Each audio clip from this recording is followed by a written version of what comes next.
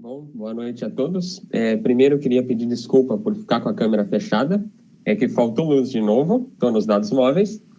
E, mais uma vez, quero começar abrindo esse nosso momento em nome do Deus Triuno, Pai, Filho e Espírito Santo. E queremos nos dirigir a Ele em oração. Oração, quem vai fazer hoje é a Luísa. Luísa, por favor. Consegue me ouvir bem? Sim. Vamos orar. Ó Senhor Deus e Pai, te agradecemos por mais um dia de vida que nos concedeste. Te agradecemos pela comida e pelas coisas que nos deste neste dia. Te agradecemos por estar nos dando mais uma oportunidade de participar do Mais Sumário. Te pedimos que nos dê sabedoria, entendimento e discernimento para aprender mais sobre a Tua Palavra. Abençoe todos os que estão presentes nesta reunião. Em nome de Jesus, nosso Salvador, te pedimos e agradecemos. Amém. Muito obrigado, Luísa. Bom, a gente vai falar sobre boas obras com o pastor Arthur Klippel. Se o senhor pudesse apresentar rapidinho aí, pastor? Claro, eu sou o pastor Arthur Klippel. Sacanagem. Eu percebi que alguns falam assim da trajetória de estudos, né? Vocês tiveram aí mestres com vocês, tiveram doutorandos com vocês. Eu fiz minha formatura, tive minha formatura, fui formado no seminário há 1 ano e meio. Não estou fazendo nenhum mestrado ainda, nenhum doutorado, nem nada disso, mas espero que seja o suficiente para a nossa conversa de hoje. Então, eu sou pastor há 1 ano e meio. Atualmente, estou morando em Resplendor, em Minas Gerais, mas sou natural do Espírito Santo. Não estou muito longe da minha cidade natal, né? Eu nasci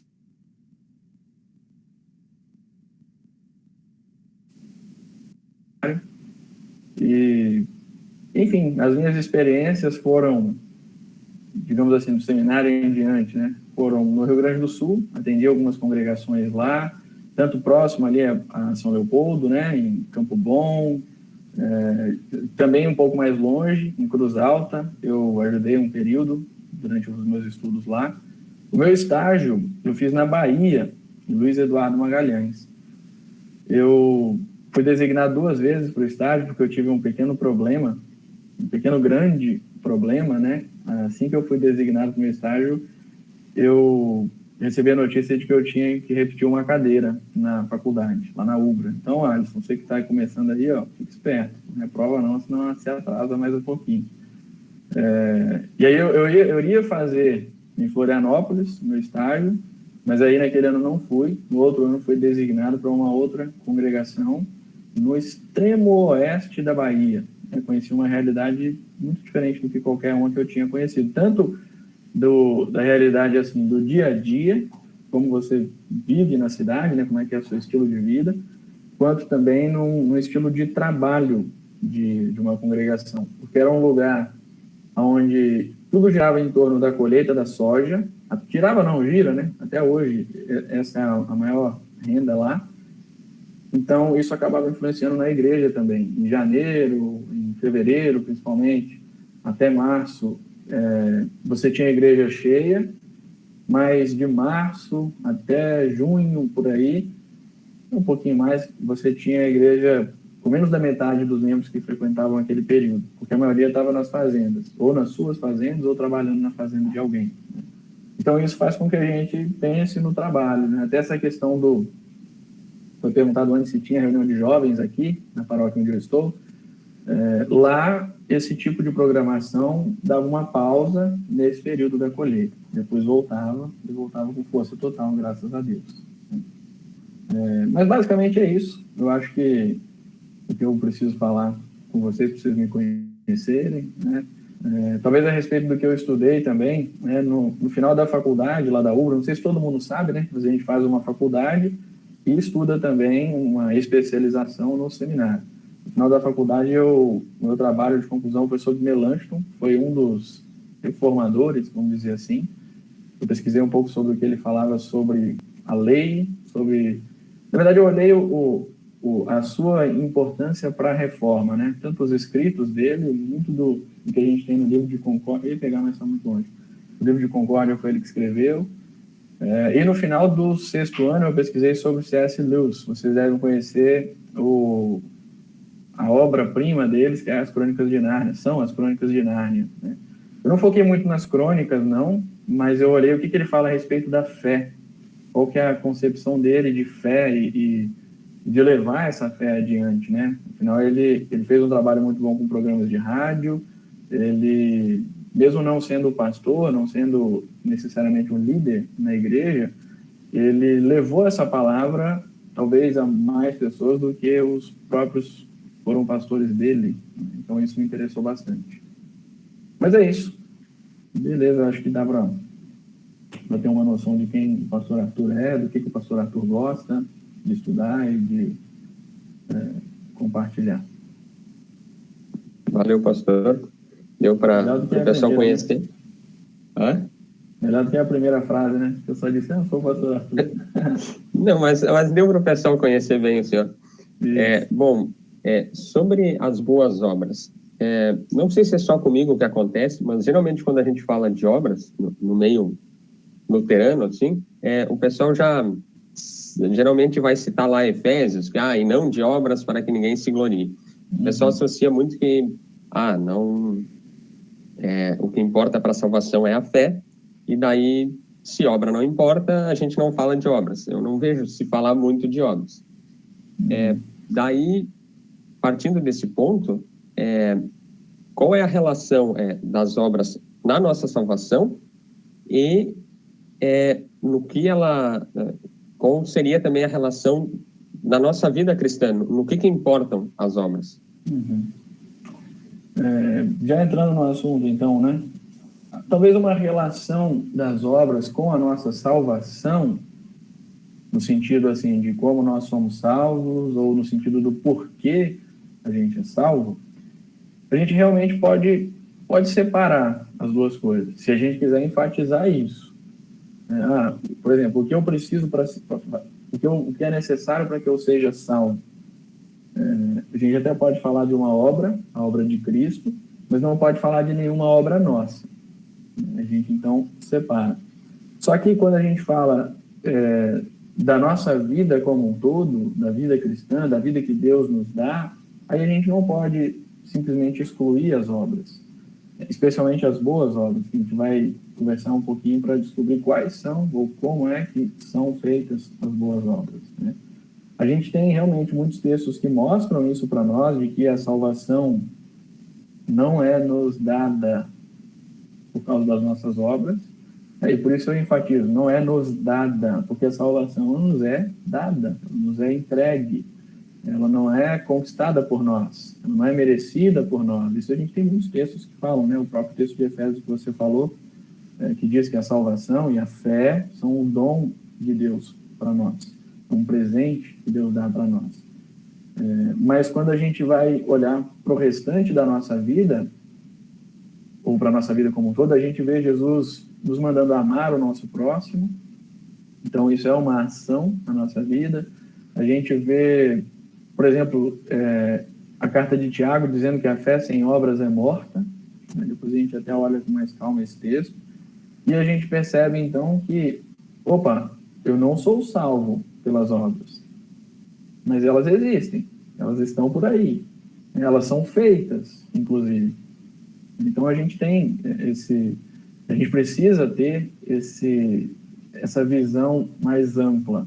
Afinal, o objetivo principal da Bíblia, o objetivo da Escritura é mostrar para os homens, para as pessoas, que a salvação vem de Cristo, que Cristo conquistou a salvação. O objetivo é falar da salvação, mas ela traz para nós coisas sobre a nossa vida, ela traz para nós coisas sobre a vontade de Deus, ela traz para nós coisas sobre as mais variadas coisas do nosso dia a dia também.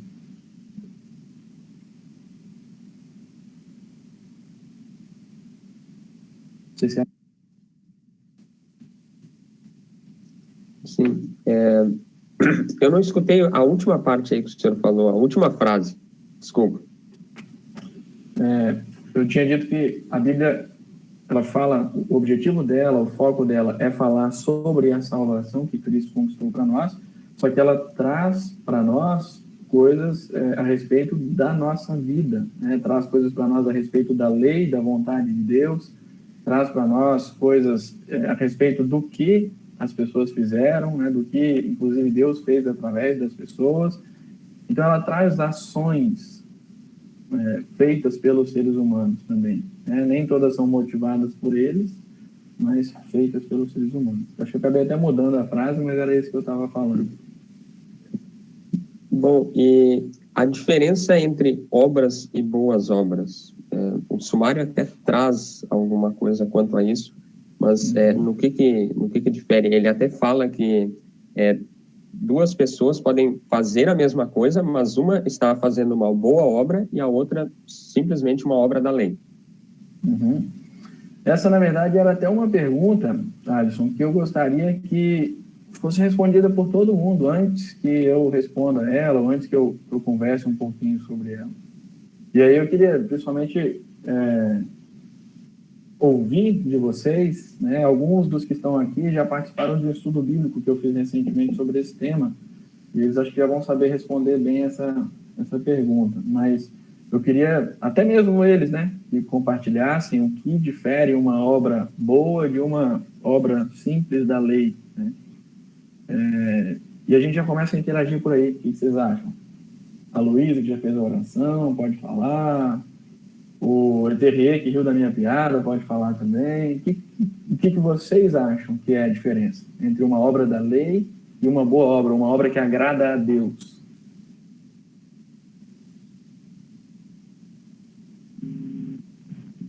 Oi, gente. Vocês estão me ouvindo? Então, sim, Sandra. Bem, eu entendo que uma obra é simplesmente uma obra, né? Qualquer coisa que você faz aí, sendo para o seu próximo. Já uma boa obra, a boa obra em si, já é o que agrada a Deus. É tudo que a gente faz com fé, em obediência a Deus. Então, a boa obra é justamente esse obrar com fé. Eu acho que é isso. Beleza, muito obrigado por você compartilhar. Eu até vou ir anotando algumas coisas que vocês falarem aqui para a gente conversar depois. Concordo com a Sandra aí. Acho que é mais ou menos por aí também. Aquilo que a gente faz com fé ou em fé, né? Ela usou as duas posições ali. Eu acredito que dependa da intenção que você faz alguma coisa. Se você faz aquilo por gostar da pessoa, ou se você está fazendo aquilo para ganhar algo em troca. Depende da sua intenção, então, né? Eu venho por um viés assim parecido com o da Gabriele, né? Não vou dizer pela intenção, mas a motivação que te move a fazer. Eu vejo que a boa obra é uma ação que eu sou passivo, né? Que eu recebo, eu tenho a vontade de praticar, que eu tenho vontade de ajudar, enfim. Quando a obra boa é aquela que eu estou fazendo intencionalmente, visando o reconhecimento de algum modo, porção de reconhecimento, enfim. Eu vou mais por esse viés parecido com o da Gabriele, mas acho que a diferença está na motivação. Quando na boa obra, né, que a gente é movido pelo Espírito Santo, a gente é passivo, a gente é instrumento, assim que eu enxergo. Beleza, passivo, movido pelo Espírito Santo. Mais alguém ainda quer compartilhar alguma coisa? Isso aí já é Christian. Muito e mais um pouco para a gente. Filósofo da sala, Christian. Vai lá, Christian. Já que a sua fama é essa, honra ela. Mas tá louco aí, me jogam uma batata quente. Mas eu acho que assim, no que o Alisson disse, assim, eu acho que eu até vou, às vezes, um pouco pelo contrário, porque não é pela nossa motivação que a gente talvez faz isso, né? Por causa que não é uma ação ativa do nosso lado, mas é o Espírito Santo que age em nós. Mas é isso que eu tô querendo falar, pô. Não me contraria, cara. Então... Não, mas é que, tipo, quando tu diz assim, né, é algo que vai pela intenção que eu tenho em fazer e não, tipo, conseguir algo em troca. Tipo, é meio quase que ingenuidade, assim, pensar que, tipo, pessoas que não acreditam no cristianismo não vão fazer algo por pura bondade ou por pura... ou por, assim, algo simplesmente de livre, espontânea vontade, né? Isso também existe mesmo sem agora, quando eu penso assim, que quando a obra vai ser de fato, tem a ação do Espírito Santo, a diferença está na ação do Espírito Santo e não no que tu teve como inspiração, né? Se tu tinha por ganhar algo em troca ou se tu queria, tipo, simplesmente fazer por bondade. A diferencial está no Espírito Santo agindo. Ainda, mesmo sem, né, o Espírito Santo, eu penso que ainda pode haver, mas ainda não seria uma boa obra, mesmo que se tu fizesse do mais bom grado possível, mesmo que tu fizesse dado. Cara, mas isso aí, cara, eu concordo contigo, 100%. Isso aí. Isso aí, show de bola. Eu acho que já deu para a gente ter uma noção de que algumas coisas em comum do que vocês falaram. E eu quero enfatizar isso. É algo de fora. Né? Alguém até falou da intenção. Né? O Alisson quis mostrar ele disse que é passivo, mesmo que ele falando da motivação, né? Mas ele falou que é algo passivo, né? Que algo faz por você. Né? O Christian também falou mais ainda nessa perspectiva, né? Que é uma ação não sua, mas de outro, né, do Espírito Santo. E realmente é isso. Não tem a ver com a vontade que eu tenho, uma vontade simplesmente minha. Tá? Eu quero agradar alguém, por exemplo. Eu quero fazer algo de bom para alguém. Eu até posso querer, mas não é por isso que ela é uma boa obra. E achei muito interessante algo que foi falado, acho que foi a primeira pessoa, não lembro mais o nome. Não anotei o nome, só anotei o que falou, feito com fé. Mas como assim com fé? Com fé de que isso é uma boa obra? Será que é esse o sentido da fé? Eu preciso acreditar que isso é uma boa obra. Eu preciso ter fé de que o que eu estou fazendo é boa obra. Quando a gente fala de fé, quando os cristãos falam de fé, eles não falam simplesmente do acreditar em alguma coisa. Isso é até uma definição para fé também, né? Você acreditar em algo. Eu acredito que as coisas vão dar certo. Eu tenho fé que as coisas vão dar certo. As duas frases dizem a mesma coisa. Mas quando o cristianismo fala de fé, ele está falando de uma fé em Jesus, uma fé no Salvador, né? Na salvação que Jesus traz. Então, isso é o que diferencia uma obra agradável a Deus, que é o que a gente chama de boa obra, de uma obra diferente, né? Pode até ser algo bom, acho que isso que o Christian quis dizer, né? Ele até acredita que há alguma boa obra, mas não é agradável diante de Deus. Porque, justamente, esses que não confiam em Deus, eles vão fazer, talvez, por uma vontade de fazer algo bom, ou até mesmo uma vontade de agradar alguém. Eu não sei quem foi que escreveu isso ou que disse isso, mas tem uma frase que me marcou muito quando eu ouvi, e ela é mais ou menos assim: a sua felicidade, ou a maior felicidade é você ver o outro feliz, é você poder ajudar o outro. E essa talvez seja a motivação de algumas pessoas em fazer coisas boas. Eu vejo que alguém ficaria muito feliz com uma ação minha, então eu vou fazer isso para que essa pessoa fique feliz. Mas, diante de Deus, não necessariamente isso é uma boa obra, porque depende de outra coisa. Né? A motivação não deve ser essa. Precisa... Tiago Brunet, alguém está falando aí, foi ele que falou isso? Tiago Brunet gosta de espalhar essa teologia aí. Pois é, eu nem conheço esse Tiago Brunet, não. Mas eu já ouvi essa frase e pensei muito sobre ela, né? Porque assim, é algo que é verdade. Quem de vocês não fica feliz quando, sei lá, você fala algo legal, algo bom para sua mãe e sua mãe fica feliz? Ou então quando você dá um presente para alguém e é uma coisa simples, eu vou comprar um marca-texto para uma pessoa, mas ela abre e ela estava querendo aquilo era um presente que ela amou, e ela fica feliz, demonstra isso, A gente fica, às vezes, mais feliz do que a pessoa que recebeu essa nossa ação, né, ou foi vítima dessa nossa atitude, né? Então, assim, no nosso pensamento, isso é até uma verdade.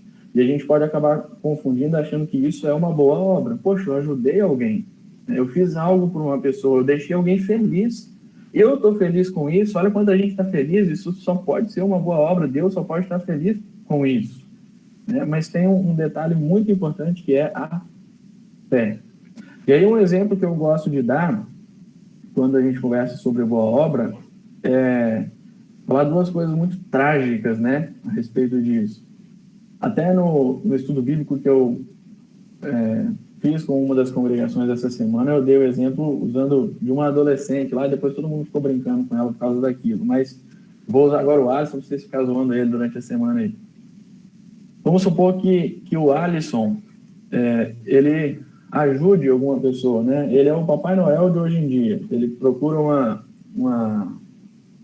organização filantrópica que faz bem para as pessoas, e aí ele pede para as crianças lá, no orfanato, por exemplo, escreverem nas cartinhas o que elas querem ganhar de Natal. E aí ele dá todos os presentes que as crianças pedem. Tudo que elas pedem, ele dá, né? Elas podem pedir um papagaio, elas podem pedir um ovo de dinossauro, ele se vira e consegue dar aquilo para a criança. E todas as crianças ficam felizes, porque recebem aquilo que pediram. Mas aí, deixa eu pegar o nome de qualquer um aqui, ó. O Gustavo Mastrantônio. O Gustavo Mastrantônio faz uma outra coisa, uma coisa boa também. Por exemplo, ele leva a avó dele no Pilates. A avó dele tem problema de coluna e ela precisa fazer Pilates. E ele leva uma vez por mês só, que é o que ele pode. Leva ela no Pilates. Só que o Alisson, ele é uma pessoa que não acredita em Deus. Uma pessoa que pensa assim, se eu for para o céu, para o inferno, não estou nem aí. Para mim isso aí não é nada. Para mim isso não vale nada. Estou nem aí. Tenho tudo que eu preciso aqui, estou satisfeito com a minha vida aqui, estou nem aí. Mas o Alisson dá o presente de todas as crianças do Natal. E aí o Gustavo Mastrantônio, ele crê em Jesus. E ele é agradecido pelo que Jesus fez por ele, né? E aí ele pensa, poxa, Jesus é tão bom para mim, ele fez tanta coisa por mim, e aí, por isso, eu ajudo a minha avó. Não é pensando em agradar ela, apesar de agradar, apesar de querer agradar, afinal é a avó dele, né? Não sei nem se a avó é viva, nem se ela vai no Pilates, mas estou falando. E aí, por causa daquilo que Deus fez por ele, é que ele faz essa coisa, né? Vamos usar esse exemplo só.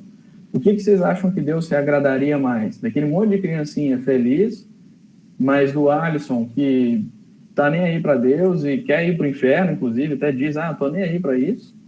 Ou do Gustavo que tá levando a avó dele uma vez só por mês no Pilates, mas crê em Deus, mas vai ser salvo. Ou seja, aquilo que Deus fez por ele, entre aspas, funcionou na vida dele. Trouxe a salvação para ele. De quem vocês acham que Deus se agrada mais? No sentido assim, olha, eu estou muito feliz com a vida do Alisson ou do Gustavo? O que vocês acham?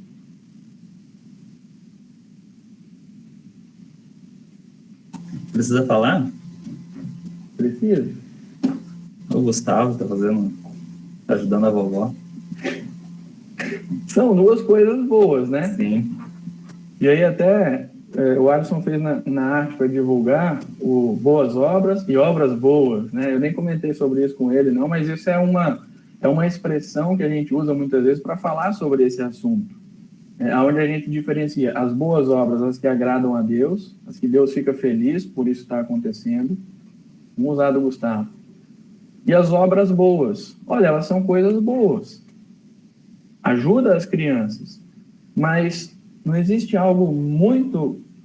Vou falar até uma expressão errada, né? Mas para seguir esse raciocínio.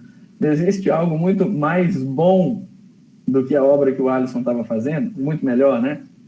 Muito melhor do que aquilo que o Alisson estava fazendo, que é o que Jesus fez por ele e também pelas crianças.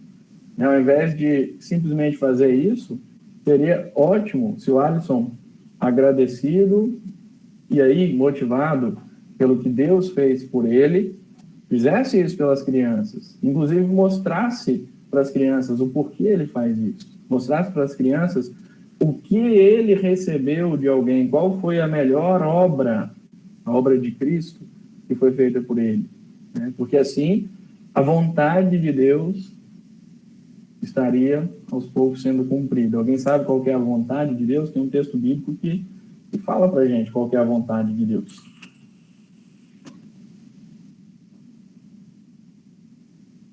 Deus deseja que todos sejam salvos e cheguem ao pleno conhecimento da verdade. Vocês já ouviram esse texto bíblico alguma vez? 1 Timóteo, capítulo 2. Né? Vou até mandar aqui no chat para vocês. Ó.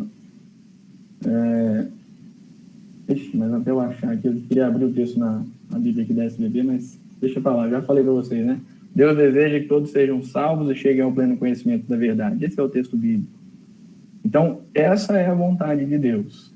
Né? Então, se alguém é salvo, a vontade de Deus foi feita.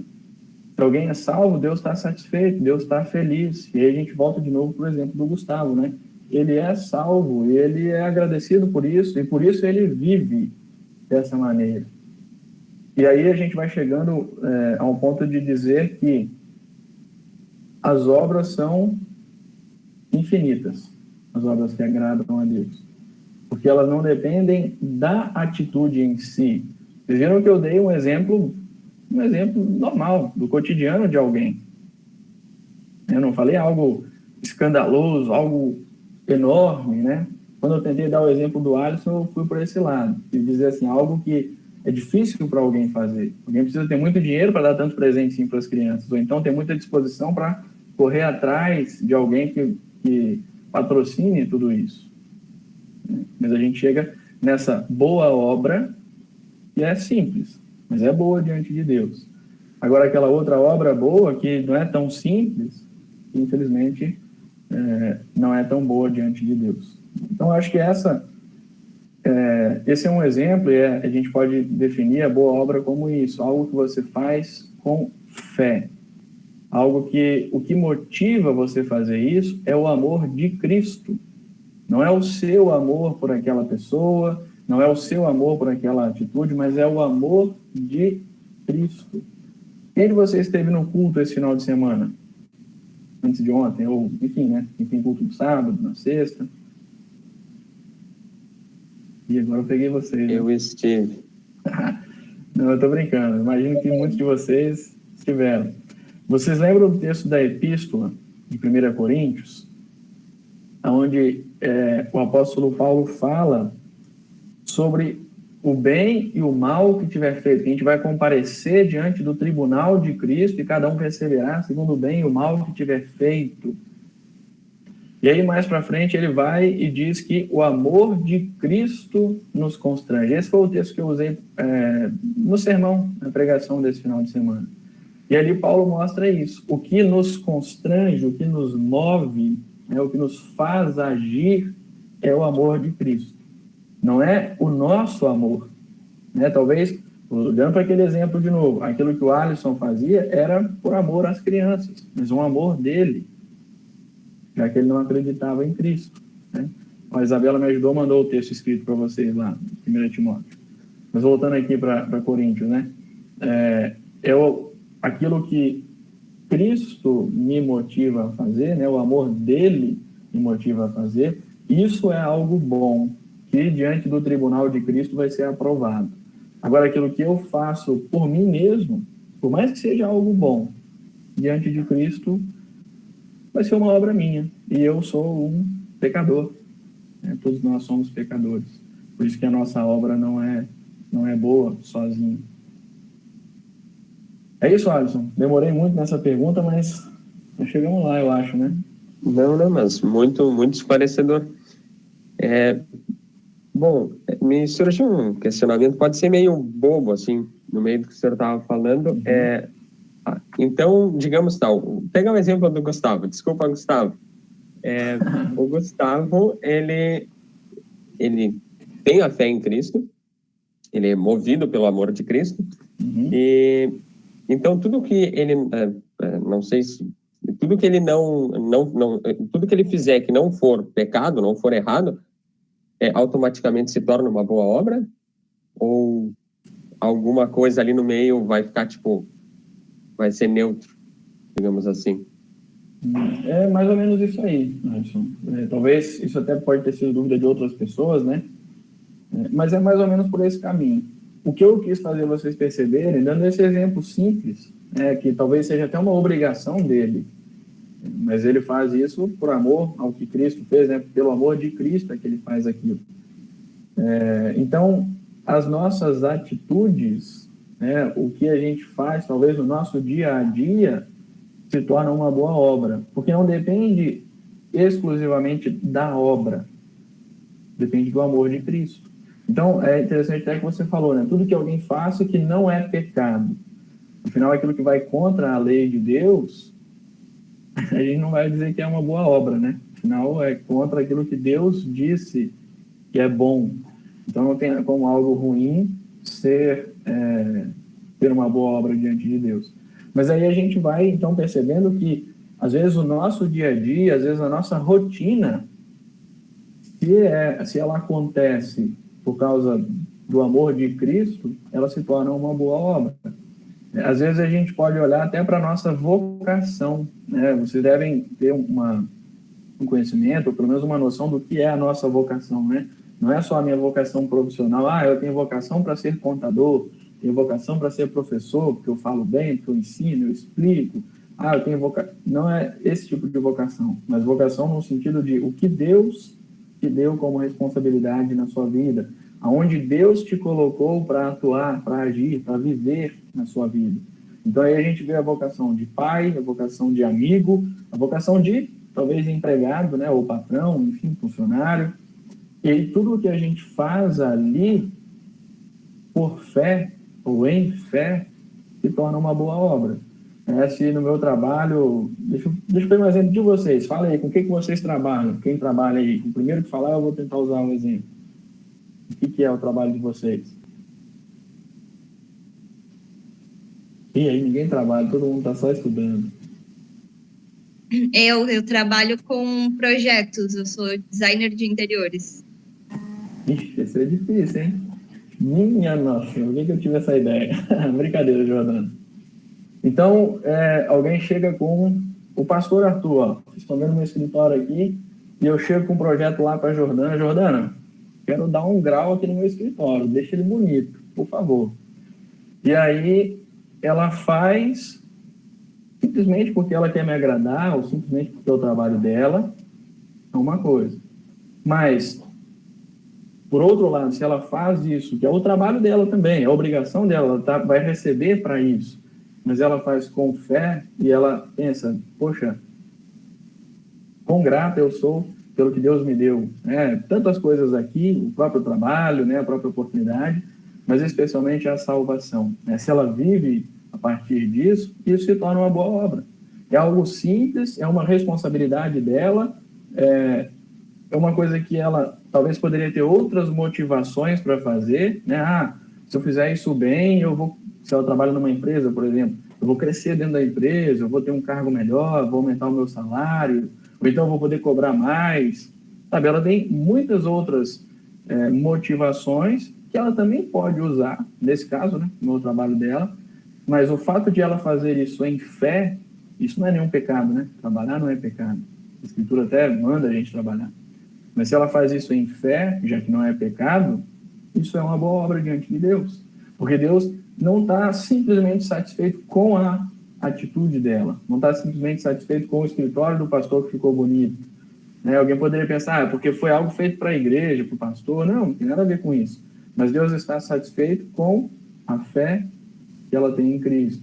Deus está satisfeito com o amor de Cristo agindo na vida dela. E isso é o que faz a obra ser boa diante de Deus, né? E não só diante dos homens. Pastor, eu vejo assim, né? Por exemplo, no trabalho da Jordana, a pessoa vai fechar de qualquer jeito com ela, né? Mas a gente, com a fé que a gente tem, movido pelo Espírito Santo, a gente quer devolver um pouquinho daquele amor que a gente recebe, a gente quer entregar o melhor, né? Eu vejo que, tipo, por exemplo, ela vai ganhar de qualquer jeito fechando um negócio, a pessoa vai comprar com ela igual. Só que ela vai querer entregar o melhor, né? Assim pode ser o Gabriel, que é mecânico, ele vai fuçar o carro até achar o problema, ele não vai trocar uma peça, botar uma peça usada e vai devolver o carro. Não, ele vai trocar e vai investigar o que ele puder, onde ele puder ajudar a pessoa, porque ele é grato, né? E a gente tem... É diferente, eu acho, assim, é diferente. A gente tem um ânimo diferente. Por exemplo, eu que trabalhava na feira, a gente tinha um atendimento diferente de outras pessoas. A gente era procurado por causa do atendimento, porque a gente queria sempre entregar o melhor, e não necessariamente por dinheiro, porque eu ganhava a mesma coisa, eu era empregado, eu ganhava sempre a mesma coisa, mas porque a gente atendia bem, porque a gente trabalhava feliz, grato, e a gente queria devolver, dar um bom testemunho, alegre, enfim, e ser máscara de Deus também, né, com as nossas atitudes, com o nosso exemplo, nosso testemunho, enfim, acho que não sei se eu estou no caminho certo. Isso, nesse sentido, né, de você ser justo, de você valorizar, inclusive, o que a pessoa tem, né, vamos pensar na questão você falou do mecânico, né, você falou do comércio, quem é que deu a condição da pessoa de ter o carro para ir lá levar na oficina, né? Quem é que deu condições da pessoa poder ir comprar algo na feira?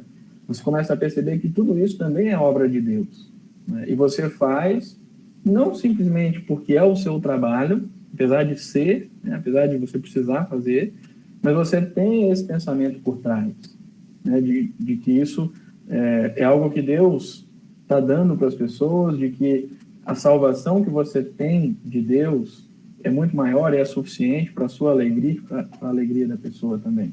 A motivação não está simplesmente na pessoa se agradar ou em você estar agradável daquela situação, mas está na sua fé em Cristo, né? É o amor de Cristo que te faz fazer isso. Eu tenho uma pergunta que me surgiu, assim, super hipotética, me surgiu quando o Alisson falou sobre fazer uma boa ação, uma boa obra, mas que não é pecado, né? A pessoa agindo com fé e não sendo pecado, não vá contra a lei de Deus, ela é uma boa obra, né? Mas, por exemplo, um caso super hipotético e dramático, assim, por exemplo, alguém entra no meu pátio se escondendo de bandido e eu menti para os bandidos que a pessoa não está lá dentro, por exemplo, eu esconder a pessoa, mentir, vou estar mentindo, é um falso testemunho, enfim, mas eu estou protegendo uma vida. Aí, o que é isso? O que é isso? Super hipotético, dramático, na novela, né? Mexicana. Podemos deixar isso para outro episódio? Não, quer passar para o pastor Maico aí, ajuda dos universitários aí? Aí, ó. É mesmo. Entrou agora. Eu chamo de Maicão, né? Que a gente era da mesma turma, o Maicão me ajuda aí. Não, brincadeira. Deixa eu tentar primeiro, Maicão. Não rouba minha cena aqui, não. Deixa eu tentar pegar um exemplo aqui de algo parecido que aconteceu na Bíblia. Era só um pouquinho.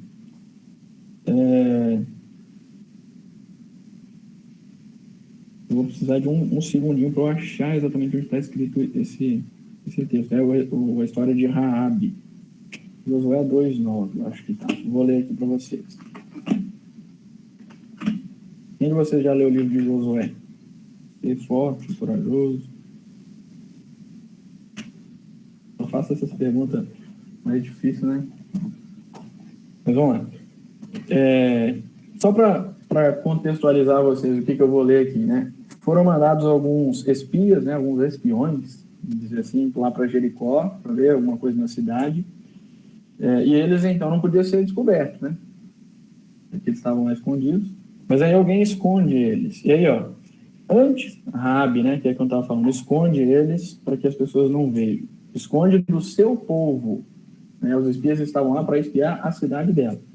E aí, olha o que o texto diz. Antes que os espias se deitassem, foi ela ter com eles ao eirado. O eirado é uma parte de cima da casa, como se fosse um beiral do telhado.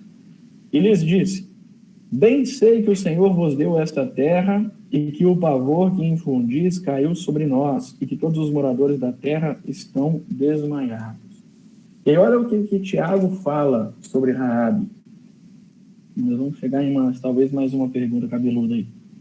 De igual modo, não foi também justificada por obras a meretriz Raabe, quando acolheu os emissários e os fez partir por outro caminho? Então, lembra do contexto, né? Ela escondeu aqueles emissários, né, ou espias, como é dito aqui em Josué, para que eles não descobrissem quem eles eram.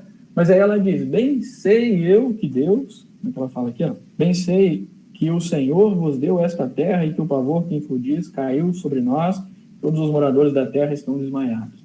Ela protegeu aqueles que tinham sido enviados da parte de Deus, que precisavam fazer algo lá, afinal Deus tinha dado essa terra para eles. Então, tecnicamente, ela mentiu também. Não foi, Alisson? O que você acha? Acho que ela escondeu sem mentir? Tem como? Tem um espião lá, você esconde. Então, ela mentiu também. Mas aí Tiago fala, foi justificado por obras a meretriz Raabe, quando acolheu os emissários e os fez partir por outro caminho. Quando a gente estuda na teologia, você vai ouvir provavelmente o professor Nervas falando sobre isso. Às vezes a gente fica num beco sem saída, onde a gente não sabe, né, o que é o certo, o que é o errado. Mentir ou deixar que aconteça mal a vida de uma pessoa, né, já que Deus considera todas as coisas como pecado. Para ele não existe meio termo, né? Se aposentou. Mas você vai ouvir ele falando. E aí você fica nessa dúvida, né? Meu Deus, o que eu faço? Me ajuda. Aí, o que eu ia falar do professor Nervas, né? Ele enfatizou muito com a gente, talvez o Maicon vai lembrar disso, do mal menor. Né? Qual que é o mal menor? As duas coisas são se a gente olhar ao pé da letra, são pecado. Né? Mas você fez aquilo pelo bem da vida de outra pessoa. Era isso que você tinha falado, né? Você vai mentir para que alguém não mate alguém, não lembro exatamente o seu exemplo. Eu já estava concentrado procurando o texto aqui. É mais ou menos o que aconteceu aqui com Raabe. Né? E aí Tiago vai e aprova isso depois. Né? Ele fala que ela fez certo, né? Que ela fez isso de forma correta.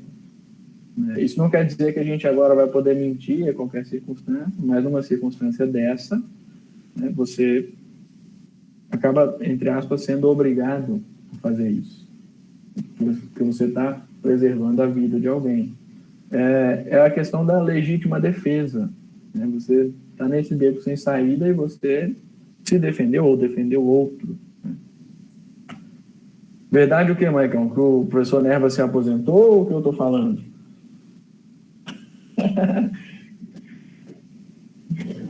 Mas é isso aí. Acho que deu para responder. Os né? dois. Os dois. Mas aí no caso de Raabe, ela foi recompensada, né? A família dela foi protegida quando invadiram a cidade, né?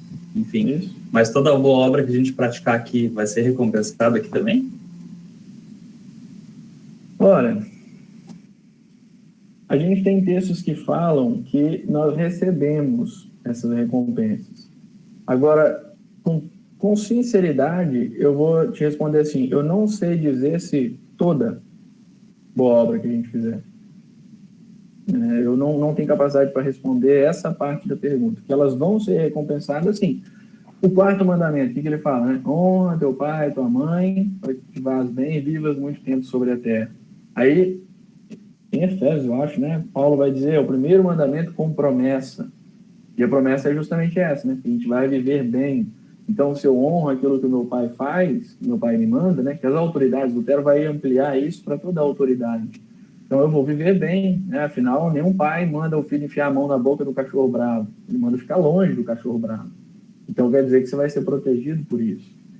Né? E aí, se a gente olhar bem, uma criança obedecendo ao seu pai, porque ela sabe que Jesus mandou ela fazer isso, porque ela sabe que Jesus salvou ela, porque ela tem fé em Jesus, ela sabe que Jesus é bom, ela não botar a mão na boca do cachorro é uma boa obra também, olhando para o que o outro Alisson perguntou antes, né?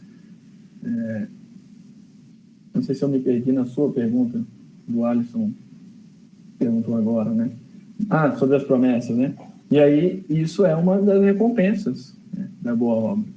Mas a gente tem recompensas também no céu. Lembra do texto que eu li antes, eu comentei antes, né, de 1 Coríntios? Nós vamos comparecer perante o tribunal de Cristo, cada um receberá segundo o bem ou o mal que tiver feito. Então, isso mostra para nós, talvez até seja um choque, né?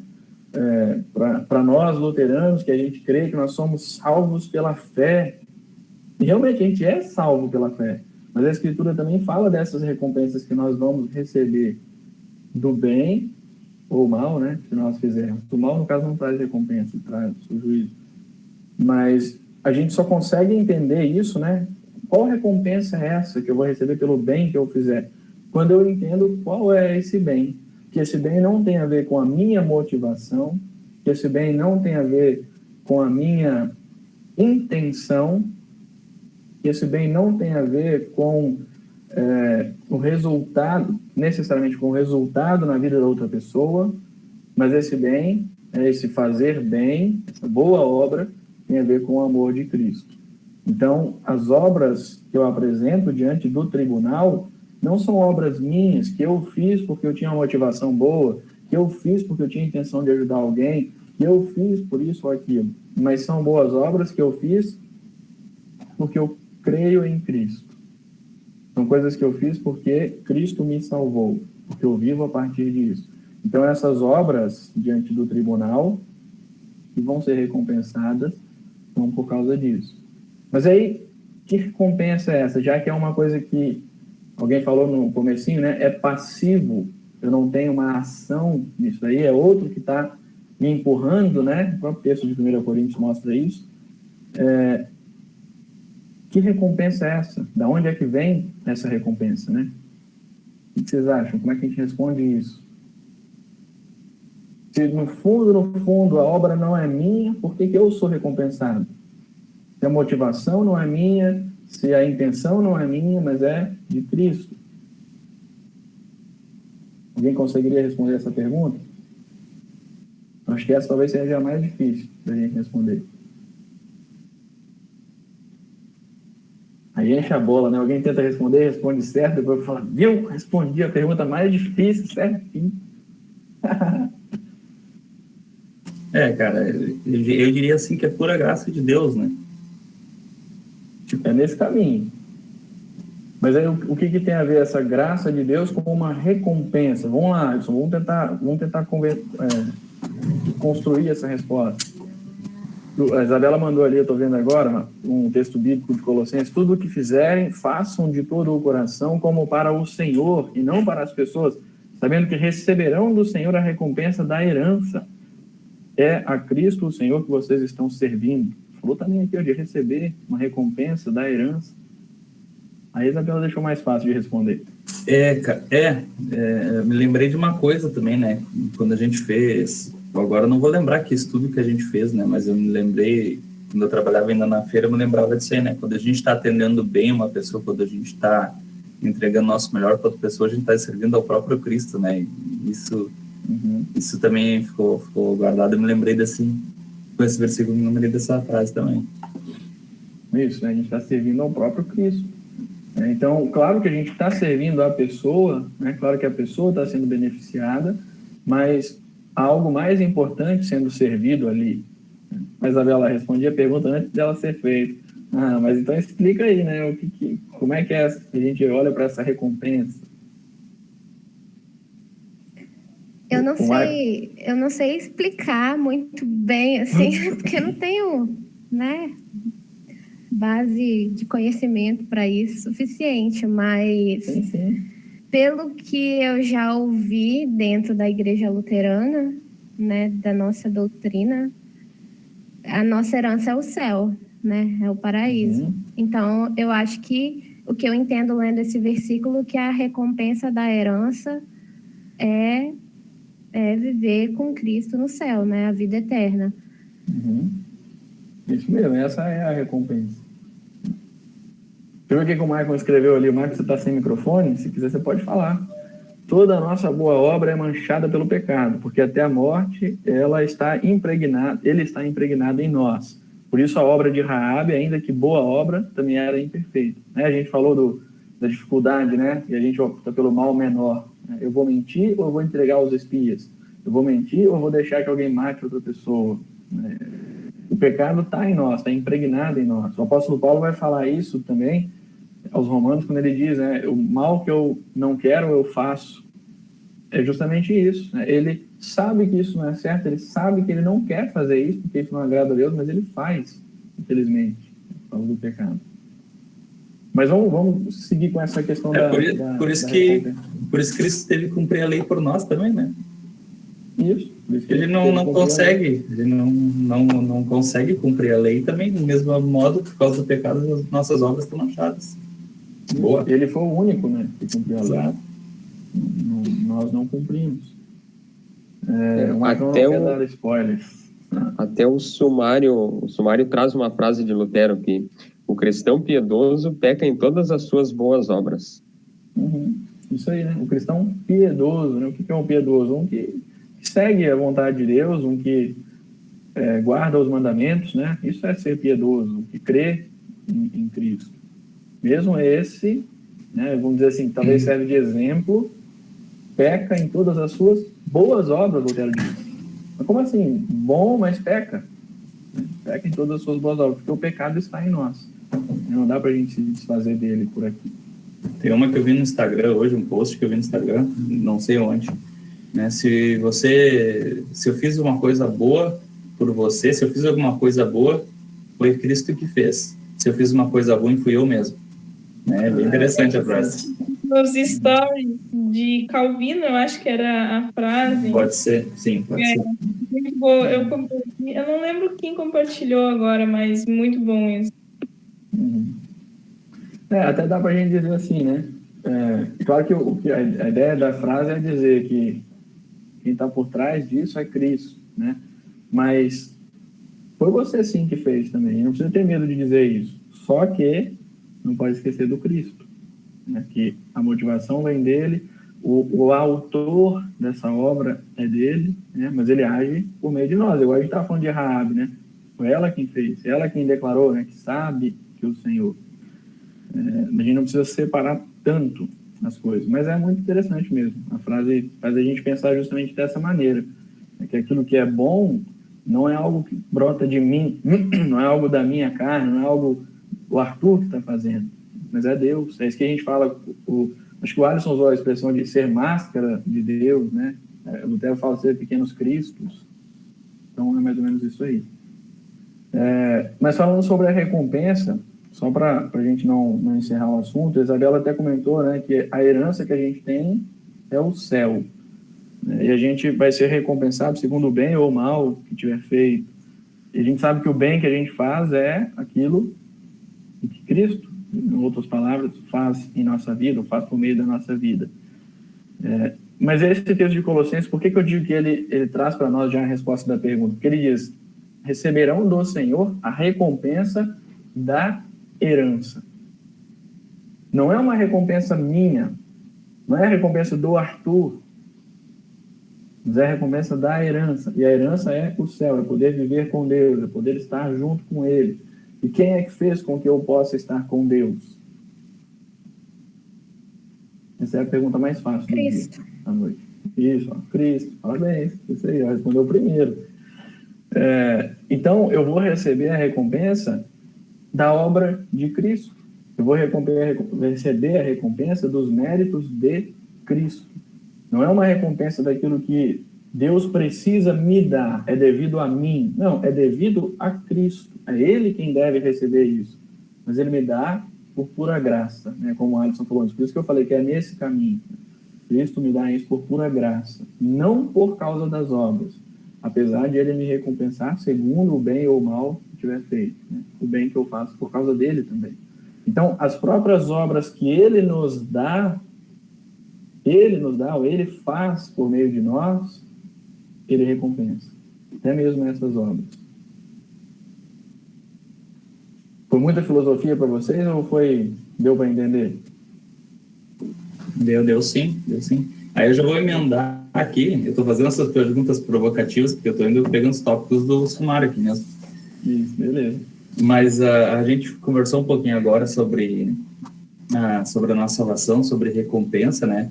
E a gente também falou que nossas boas obras não são meritórias para a salvação. A gente não precisa das obras, a gente nem consegue também, né?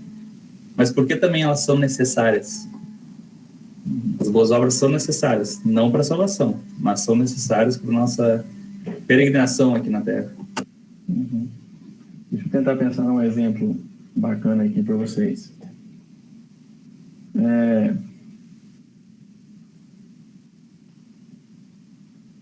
Imagina que vocês são uma criança, fazer igual aquelas técnicas de psicólogo, falam para você fechar o olho e imaginar. Imagina que vocês são uma criança e aí o seu pai manda você pegar, você está na roça lá, no meio do pasto. Seu pai manda você pegar uma varinha, está lá no meio do pasto. Ele não te fala por quê, ele só te manda pegar. Por que você tem que pegar ela? Por que você tem que fazer isso? Seu pai nem vai usar ela depois, mas ele te mandou pegar. Por que então você tem que ir lá pegar ela?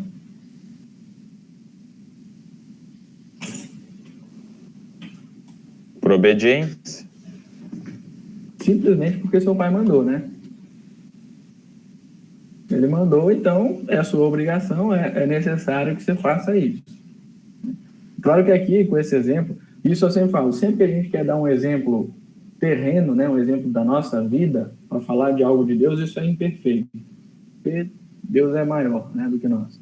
Mas faz a gente entender um pouco. E aí, por que eu usei esse exemplo? Deus mandou a gente fazer essas coisas. Deus disse que a gente faria isso. Quando Jesus diz, eu sou a videira, vós sois os ramos, sem mim nada podeis fazer. Ele já fala, sem mim vocês não podem fazer nada. Mas depois ele diz, quem está em mim e eu nele, muito fruto dará. Ele está declarando que isso vai acontecer. Então, isso já é uma outra justificativa, né? A palavra de Deus diz que isso vai acontecer. Então, essas obras, entre aspas, justificam isso, né? Ou elas fazem a gente perceber a própria palavra de Deus se cumprindo, né? Acontecendo. Eu sei que lá no sumário tem alguns exemplos que mostram para a gente isso. Já que o Alisson disse que a pergunta veio de lá, deixa eu dar uma olhadinha nos textos que tem aqui. Eu também estou com o sumário aberto. Por exemplo, Mateus 5, 16... Não, deixa eu ver se é esse aqui. Mateus 5, 16, que é o Sermão do Monte, mas eu estava procurando aquele texto que ele fala da luz, né? Não sei se é esse aqui, eu estou na dúvida agora, eu vou abrir. É esse mesmo. É esse? Você está com ele aberto aí? Se você tiver, lê para a gente, por favor. Tá. Assim brilhe também a luz de vocês diante dos outros, para que vejam as boas obras que vocês fazem e glorifiquem o Pai de vocês que está nos céus. Isso aí. Então, Jesus mandou, né? Assim brilhe a luz de vocês. Ali Jesus está falando... Deixa eu abrir para confirmar aqui, para ver se eu não estou falando besteira. Espera aí. Mateus 5,16. Deixa eu confirmar aqui. É isso mesmo. Eu estava na dúvida, porque eu estava pensando no bem-aventurado lá, né, que é no começo. Mas Jesus já está falando aqui do não se pode esconder uma candeia, né? Uma chama, você não se esconde, mas ela usa para iluminar, né? E ele diz, então brilhe em vocês a luz, como é que é o texto? Aqui, ó, assim brilhe também a vossa luz diante dos homens, para que vejam as boas obras e glorifiquem a vosso Pai que está nos céus. Aqui a gente tem quase tudo que a gente falou antes num versículo só, né? Que as obras não nos justificam, não nos salvam, mas elas são exigidas por Deus. Afinal, Jesus está falando, assim também brilhe, né? Vocês não podem esconder essa luz. Vocês têm que brilhar. Então, brilhe a luz de vocês diante dos homens para que vejam as boas obras aqui. Se Jesus está falando que é boa obra, então não tem como a gente negar. E aqui que chega a parte também que mostra que não nos justifica, né? Porque, ó, vejam as suas boas obras e glorifiquem a vosso Pai que está nos céus. Afinal, essa luz não é uma luz produzida por nós, mas é uma luz é a luz de Cristo, né? Cristo que é a luz do mundo. Então, essas obras feitas por causa de Cristo, feitas por amor de Cristo, ou pelo amor dele, né? Vão glorificar ao Pai que está no céu. Porque já que eu vivo a partir do que Cristo faz, já que as coisas que acontecem na minha vida são por causa do que Cristo fez por mim, pela morte, pela ressurreição, o Pai é glorificado, já que essa é a vontade dele, né? Que eu seja salvo, que eu viva por causa de Cristo. Então, o que ele quer fazer está sendo feito, está acontecendo, está funcionando, né? Eu gosto de usar, mas sempre entre aspas, essa palavra. A obra de Cristo funcionou, entre aspas. Ela salvou as pessoas e isso glorifica ao Pai. Então, a gente deve fazer essas boas obras, sim. Às vezes a gente nem vai perceber fazendo ela. Na verdade, a gente nem para pensar, né, se é uma boa obra ou não. A gente para pensar, sim, se isso é bom diante de Deus ou não, né? Se é de acordo ou não com a lei dele, com a vontade dele, né? Vamos usar o exemplo que o Alisson deu de novo. Eu vou mentir para proteger a vida de alguém, mas espera aí. Eu penso nisso, né? Mas não é simplesmente por querer fazer uma boa obra, mas é porque eu amo este Deus e eu sei da vontade dele. Eu sei que ele quer preservar as pessoas, inclusive as que estão ao meu redor, né? Eu vou pensar em preservar a vida daquela pessoa. Por isso eu vou tomar essa decisão na minha vida. E aí, porque eu estou motivado pelo amor de Cristo, isso se torna uma boa obra. A fé impulsiona a fazer boas obras, né? A Sandra está falando ali.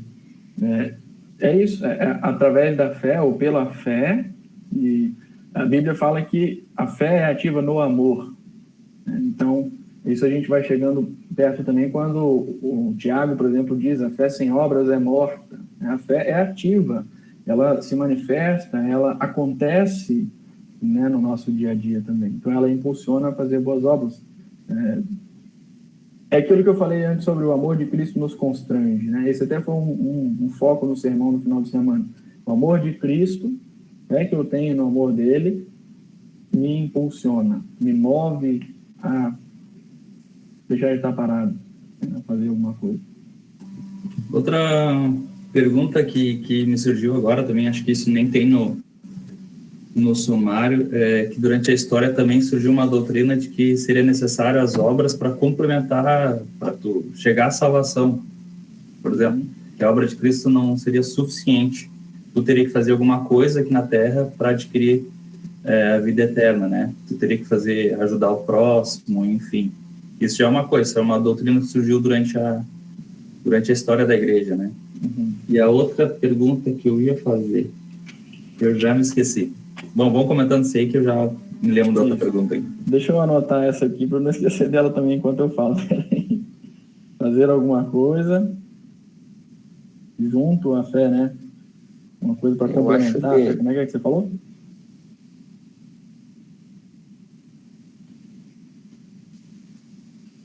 Foi isso mesmo, Alisson? Que era pastor? Fazer alguma coisa para complementar a fé? Para suprir, né? Para suprir, para alguma falta de... Por exemplo, em alguma parte da Bíblia viram que as boas obras são necessárias, mas interpretaram que elas eram necessárias para a salvação. Por exemplo, eles acreditam em Jesus. Jesus morreu, foi crucificado e ressuscitou. Ponto. Ele garantiu uma parte da salvação. Agora aqui, eu, ser humano, eu tenho que cumprir outra parte. Isso. Eu acho que aí também entra a questão também da doutrina do purgatório, que a Igreja Católica tem que alguns ficam um tempo lá para completar também lá no caso é para você purgar, né? Pagar, sofrer, enfim, pelos pecados que ainda restam, né? É um pouco é diferente, mas é igual. Brincadeira. Mas faz a gente lembrar, né? Eu não sou muito bom com os nomes, não, desses movimentos da história da igreja, mas eu acho que isso que o primeiro Alisson falou é o que se chama de pelagianismo, o semi-pelagianismo, uma coisa assim. Se o Maicon souber, por favor, me ajuda aí, Maicon. Ele até falou ali, completar a obra de Cristo, né? Mais ou menos essa é a ideia. Cristo, então, fez uma parte e a gente faz outra parte. Isso durante a história da igreja, foi sendo crido, sendo ensinado, tanto com respeito à salvação, você vai fazer mais coisas para que você garanta a sua salvação, ou até mesmo na conversão, E existe algo, não só na história passada da igreja, mas na história atual da igreja. Já tem há tempos, mas continua. Por exemplo, o aceitar Jesus. Eu aceitei Jesus. A minha conversão acaba sendo uma obra minha também. E aí você pode até falar, não, mas o Espírito Santo começou, e aí eu decidi depois. Ou então, eu fui atrás, e aí o Espírito Santo é que veio, né? Aí vem o arianismo, vem, enfim, tantos nomes, né? Mas os nomes não interessam. Igual eu estou falando para vocês, não se preocupem com esses nomes. O interessante essas doutrinas são, às vezes, formas de tentar explicar alguma coisa, às vezes olhar para esses textos complicados, como que eu citei antes, né? Vão receber segundo o bem ou o mal que tiverem feito, mas olhando só para esse texto, não olhando para todo o contexto da Escritura, nesse contexto amplo da Escritura, ou até o contexto dessa afirmação. Porque o apóstolo Paulo não falou lá, receberão segundo o bem e o mal que tiverem feito, e falou só isso. Ele mandou uma carta, escrito só isso. Ele pegou um papel lá e escreveu. Só essa frase e mandou. Ó, essa é a mensagem de Deus para vocês. Não. Ele vinha falando sobre muita coisa antes e ele explicou depois, né? De onde é que vem essas coisas boas. O amor de Cristo que nos constrange. Então, isso realmente aconteceu. Existem até hoje pessoas que creem assim, creem que a gente tem que completar a obra de Cristo, como o pastor Maicon comentou.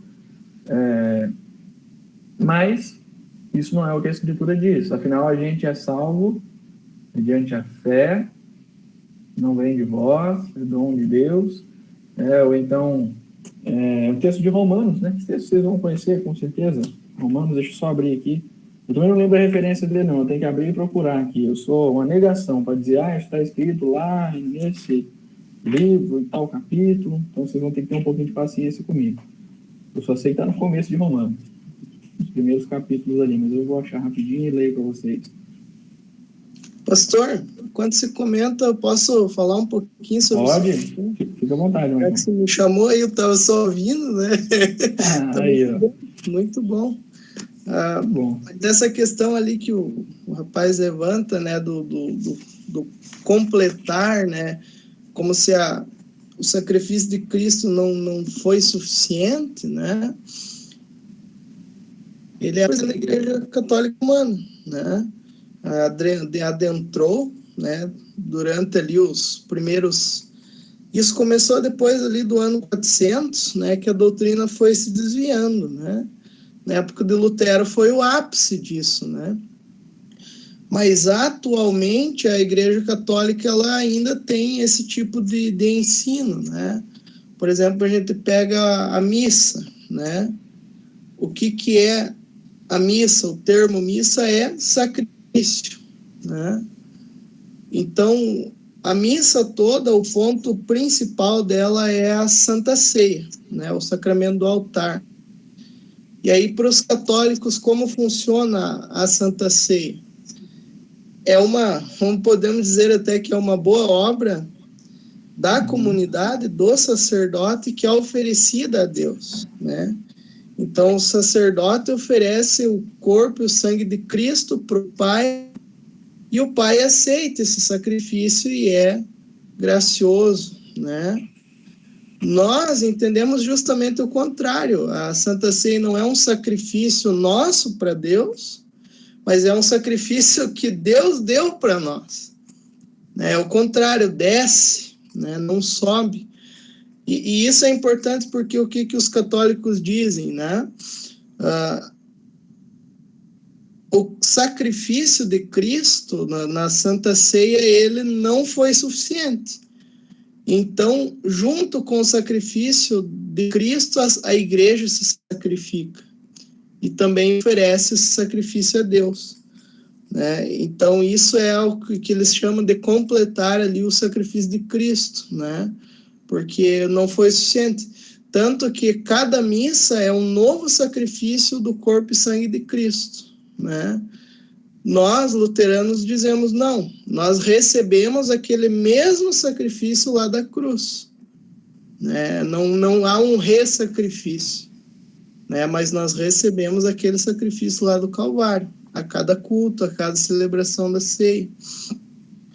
Mas a Bíblia fala disso, ela fala desse completar aquilo que Cristo fez, inclusive que os discípulos iam fazer obras maiores do que ele, né? E aí a gente fica pensando, mas como é que isso funciona? Na verdade, tudo isso tem início em Cristo, né? O sofrimento que nós passamos aqui no mundo, né? Eles estão ligados ao sofrimento de Cristo, né? Então, completar não tem a ver com agora é suficiente, né? Mas tem a ver com, não, Cristo morreu por nós, né? E nós ainda estamos vivendo e fazendo coisas aqui, e passando por aflições e tudo mais, né? Então, veja que esse completar tem a ver com até chegar ao fim, né? Então, até o último dia, nós vamos fazer boas obras, nós vamos, inclusive, sofrer, né? Agora, puxei um pouco para essa questão do sofrimento, mas o tema é boa obra, né? Mas não que, Cristo não sofreu o suficiente. Não, pelo contrário. É porque nós vemos de uma perspectiva que Cristo já veio, né? Mas isso é bem claro para o povo do Antigo Testamento, né? O povo do Antigo Testamento, eles viviam esperando Jesus, né? E aí tudo aquilo que eles faziam, né, ia ter a sua terminação lá em Cristo. Agora, para nós, Cristo já fez, né? Mas nós continuamos vivendo até a segunda volta dele. Segunda volta não, Maicon, calma aí. A segunda volta, tem a segunda volta. Pois é, pastor, e eu acho que isso ajuda um pouco a gente a pensar, né? O Lutero também ajuda muita gente nisso, né? Você falou umas coisas bem interessantes, mas a gente pode pegar, por exemplo, o contexto de mosteiro, né? O que a igreja ensinava sobre boas obras, né? Era uma coisa individual, minha, entre eu e Deus. Então, eu fazia por meu próprio interesse. Então, você vê que os cristãos, eles eram muito egoístas, né? Porque eles só pensavam neles, né? Eu vou fazer uma boa obra para mim receber uma coisa de Deus, uma graça, uma bênção, enfim, menos anos no purgatório, como foi falado. Mas aí Lutero, ele pega e inverte isso, né? Ele tira os monges do mosteiro e coloca os monges no mundo. E ele diz assim, as boas obras não tem a ver com você que faz a boa obra, mas tem a ver com o outro que vai ser beneficiado com essa boa obra. Então, a boa obra não olha para nós. É a mesma coisa de piedade, né? A gente fala muito sobre cristão piedoso, né? Já o movimento do pietismo que entrou dentro da nossa igreja, mas a piedade bíblica, ela olha para o outro, né? Você tem piedade do outro. Deus é aquele que tem piedade de nós, né? Piedade tem a ver com perdão, né? Então, tanto as obras quanto a piedade, tudo tem a ver com o outro, né? E aí a gente pega aquela frase de Lutero, né? Se eu podia ser batizado e Deus já me matar, e eu já tá lá no céu, né? Mas eu só tô aqui por causa do outro, né? Eu já tô salvo. E isso eu acho que ajuda bastante a gente aí na reflexão, pastor. Isso. Obrigado, mãe. Até o que você falou sobre o completar, né, a visão do Antigo Testamento e a nossa, depois de Cristo já ter consumado, né, ele consumou a sua obra, ele diz, está consumado. Mas tudo aquilo que a gente faz é para a glória do Pai, né? Nunca vai ter a ver com a gente, como você falou, né? Tem a ver com o outro, né? Com aquele que está recebendo aquilo, é para a glória do Pai, não para a nossa.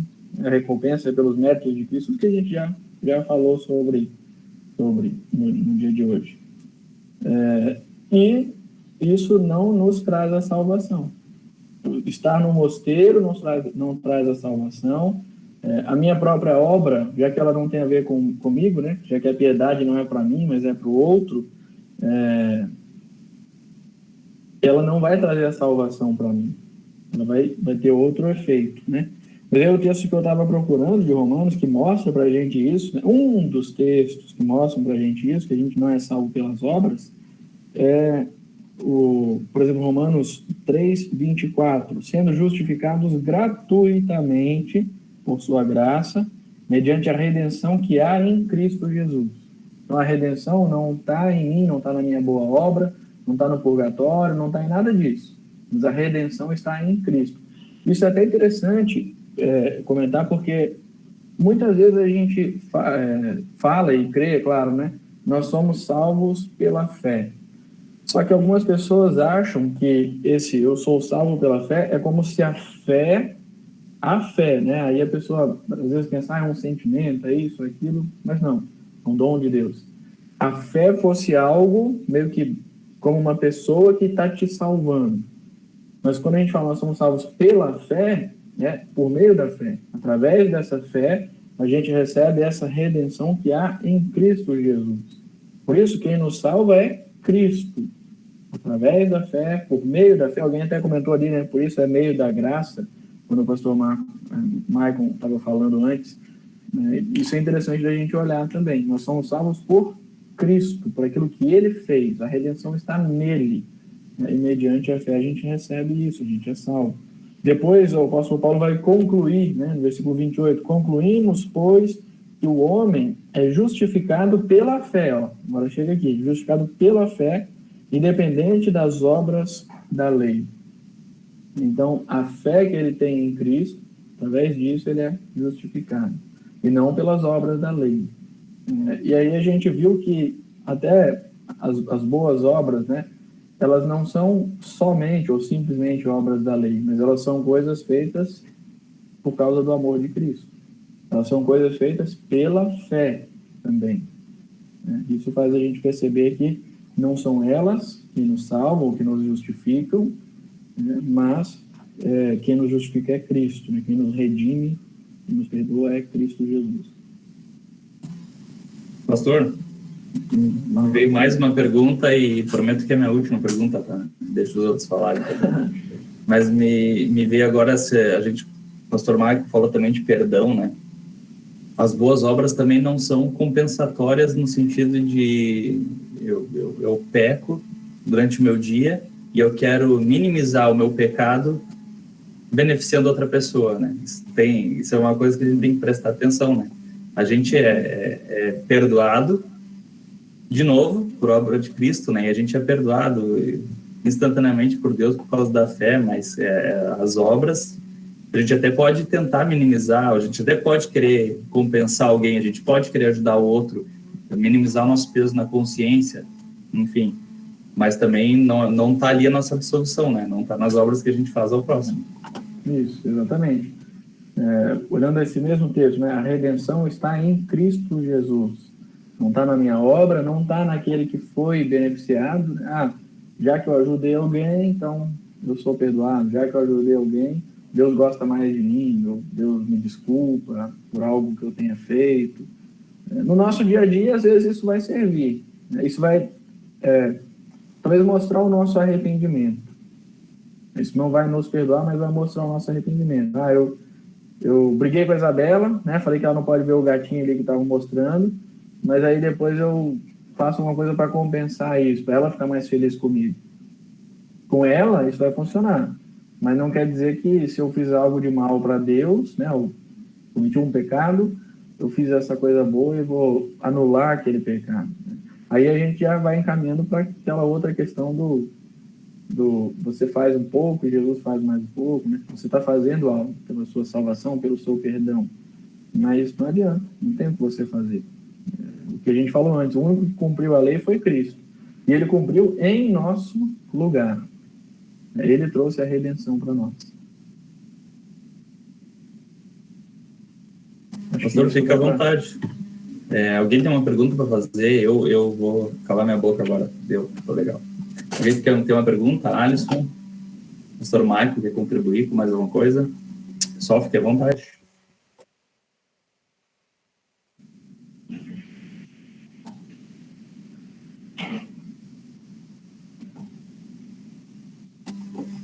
Gente, não?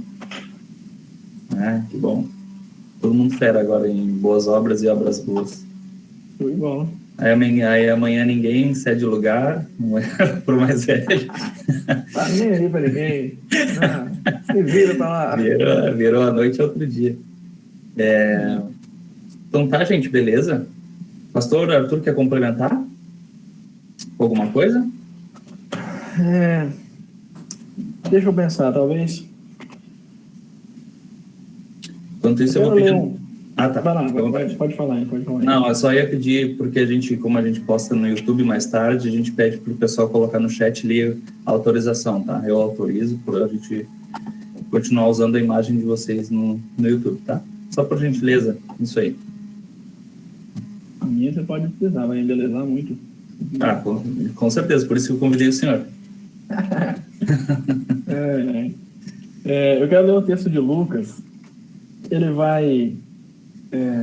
como é que eu digo assim, acabar com vocês, mas ele vai também revigorar vocês. Esse até é um que o sumário cita ali, Alisson, o outro Alisson, vocês devem estar acompanhando ali, Lucas 17:10, onde Jesus diz assim, ó, um pouquinho que eu estou abrindo aqui.